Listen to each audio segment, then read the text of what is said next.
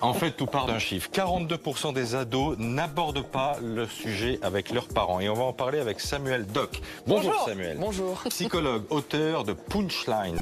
Punchline. Et ça va, tu vas pas me reprendre sur mon accent. Voilà, des ados chez les, C'est pour toi, chez les psys aux éditions First. Alors par peur, par pudeur, on va voir ça dans quelques instants. Samuel, mais on va d'abord écouter cet adolescent. Il a le même prénom que vous, il s'appelle Samuel. Et il a franchi le cap de la discussion avec ses parents.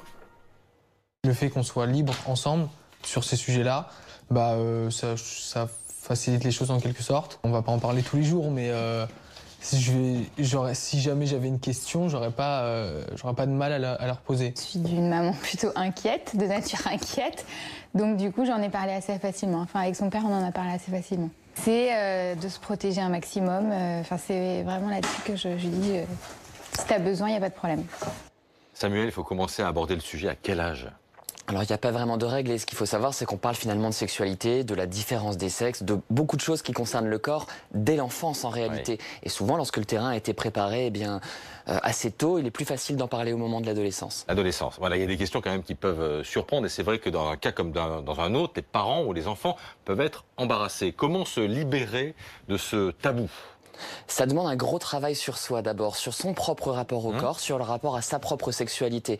Alors c'est vrai que pour certains parents, notamment lorsqu'ils ont vécu des choses parfois difficiles autour de leur découverte de la sexualité, ça peut être compliqué. Mais ils peuvent trouver certains espaces auprès d'un psychologue par exemple, pour pouvoir travailler ça avec leurs ados. Parce que si on est soi-même pudique, timide, si on sait qu'on n'a pas les bons mots, il vaut mieux déléguer, en fait, c'est ce que vous nous dites ? Pas forcément déléguer, mais en tout cas trouver un espace où on apprend aussi à faire ce travail de transmission de quelque chose. Est-ce qu'il faut considérer finalement que le sexe est un sujet comme un autre avec nos enfants ? Alors le sexe n'est jamais un sujet comme un autre. Il n'y a qu'à penser à toute l'histoire de la psychanalyse qui nous montre à quel point nous sommes des individus sexuels. Donc ce ne sera jamais anodin, jamais un sujet comme un autre. Mais on peut cependant le rendre un peu moins angoissant en essayant de créer un certain contexte et puis aussi de dire si à notre âge, enfin à leur âge en tout cas, c'était difficile pour nous de parler de sexualité. Avec quelle limite ? C'est quoi la limite ?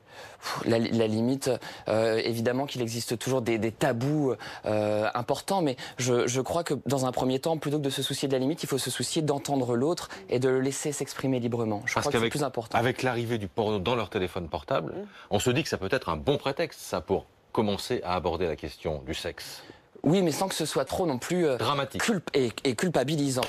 Souvent, j'entends des parents qui mettent une charge d'angoisse pas possible là-dessus. Il faut aussi pouvoir s'apaiser et le laisser avoir son espace à lui, ne pas être trop intrusif et pas trop culpabilisant vis-à-vis que ce soit de la pornographie ou d'autres choses. Ça fait partie du jeu, c'est comme ça. À notre époque, c'était ce n'est pas sale. Voilà, c'était le doc à l'époque, pas Samuel. C'est Samuel Doc aujourd'hui. Voilà, exactement. Merci d'être venu nous voir ce matin sur le plateau de Première Édition. Il est pratiquement 7h15.